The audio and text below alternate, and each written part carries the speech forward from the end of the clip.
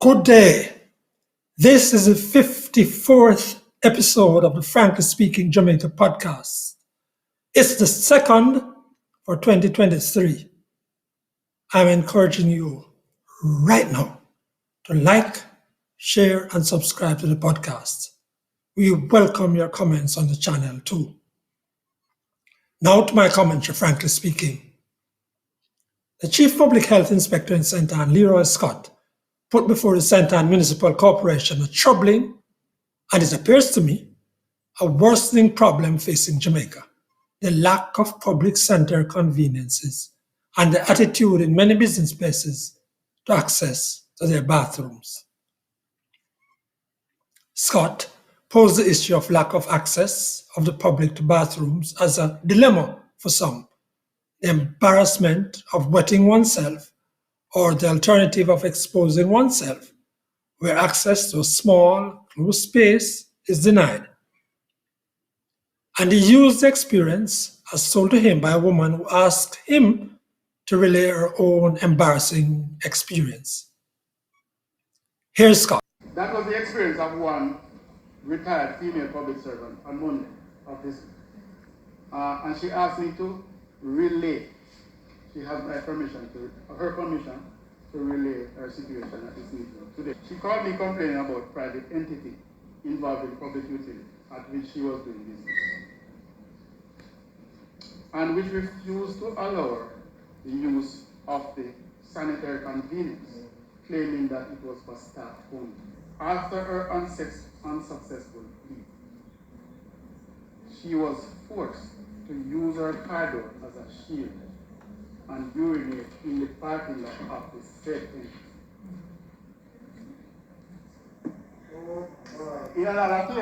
Now, responses of "my God" and some squirming came from the councils he was addressing at the St. Ann Municipal Corporation's monthly meeting.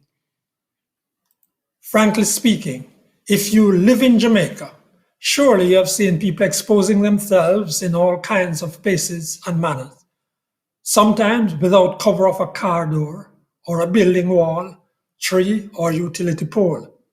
Frankly speaking, this is not a pleasant issue to be discussed out open at all, but it needs to be spoken of and the matter set right. How could it be that a whole parish has one working public convenience, as Scott said St. Ann does, and we know that across the parishes the situation is not much better? Let us admit too that this helps to make our public spaces sometimes foul-smelling and less desirable to traverse. So, on top of the garbage everywhere, sewage on some downtown Kingston streets even, sidewalks taken over for vending, parking spots becoming retail outlets, crudity in the way we express ourselves to each other. This, on top of it all, making our public spaces less attractive. Let's admit too, frankly speaking, that the use of public facilities by Jamaicans has been generally awful, often leaving the facilities in a filthy condition, and that includes in the hospitals and health centers and even schools. And there have been instances where people deliberately take out their anger and frustration on bathroom fixtures, smashing bowls, basins, and mirrors. For example, at the National Stadium.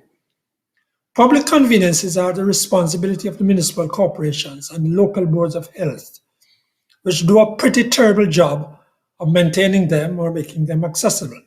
Frankly speaking, these facilities should be provided because they are necessary, and though likely to be used more frequently by older people and children, as well as people with particular health conditions, they may be needed and called upon by anyone at any time.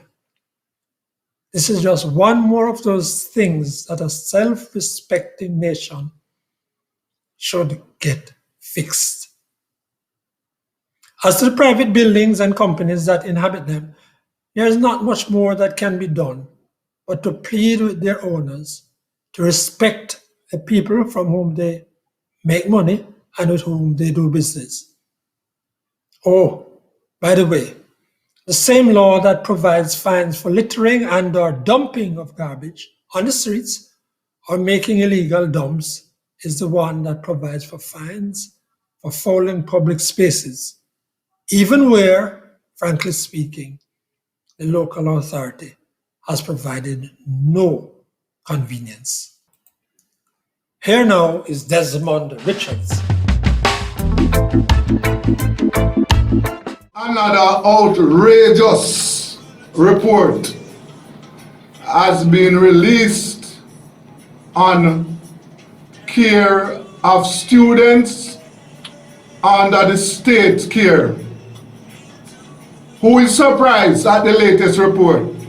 The latest report that an outrageous American has made or has been making sexual advances to the girls under the state care. I am not surprised at all. 14 years ago, 7 girls who were inmates at the Armadale Correctional Center were burned to death. Who remember that? To date, there has been a commission of inquiry which found the state to be negligent, who has been punished.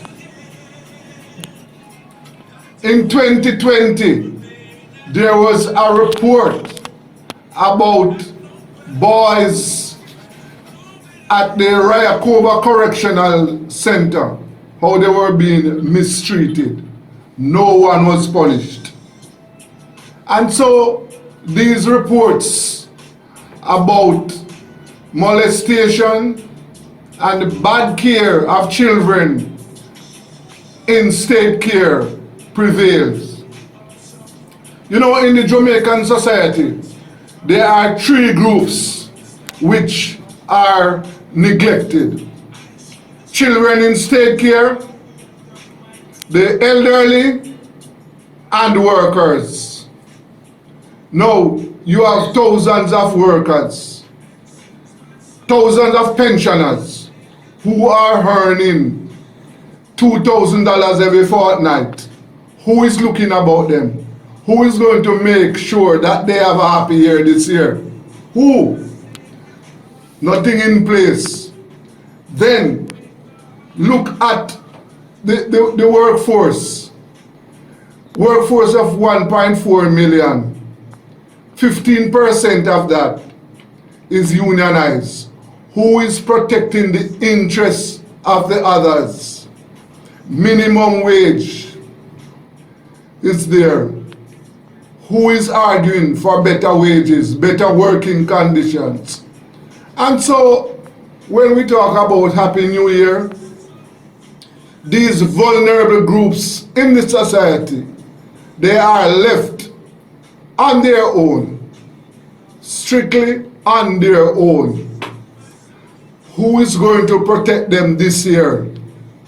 That is a question for the leaders and for all of us.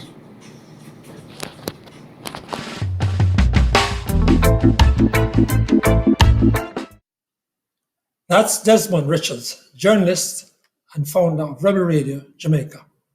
And now, Krystal Cameron. In societies in which the nuclear family and strict family structure is weaker, with the clan being more important, it allows much more male promiscuity. As J.D. Unwin said in his fascinating book Sex and Civilization, a society's ability to control sex is indicative of its level of development. And once societies lessen sexual restrictions, their level of development falls. This is since men are incentivized to work harder if they know their paternity is assured, and women to put more effort into their children.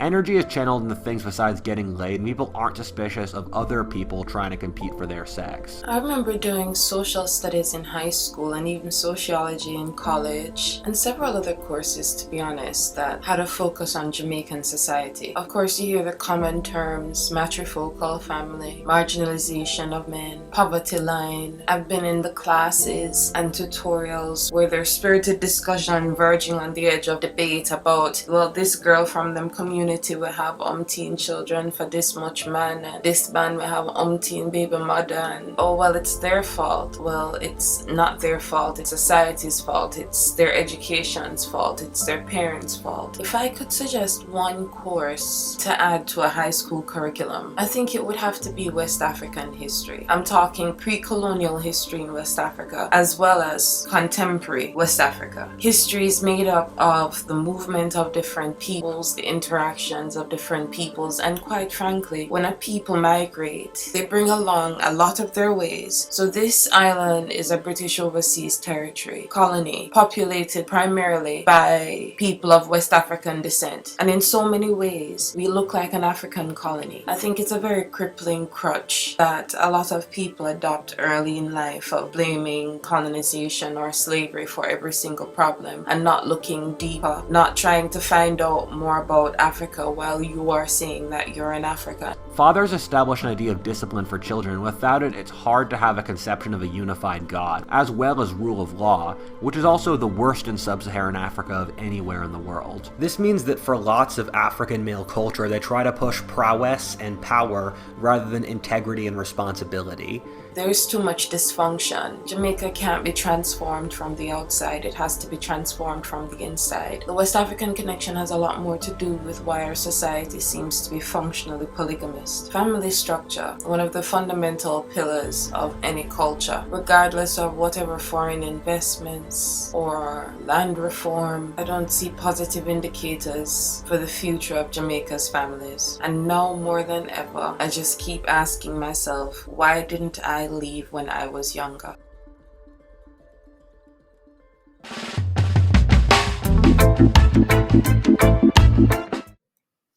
That's Krystal Cameron, creative and CEO of Krystal Cameron Designs. Endgame. Just shy of 490 people died on Jamaica's roads last year, a new record. Between the people murdered last year, 1,498. Those who died in traffic crashes, 488. And those killed by the security forces. There were more than 2,000 mostly avoidable deaths in this country last year.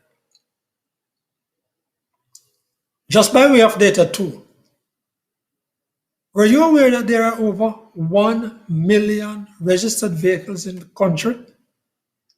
That was stated by the Commissioner of Police last week. That's one vehicle for every 3 men, women, and children in Jamaica. It's a high ratio. And yes, I know what you are thinking. Thank you for sharing and liking this podcast. Again, I invite your comment on the channel. And please, if you haven't done so yet, please subscribe. I'm Franklin McKnight. Until then.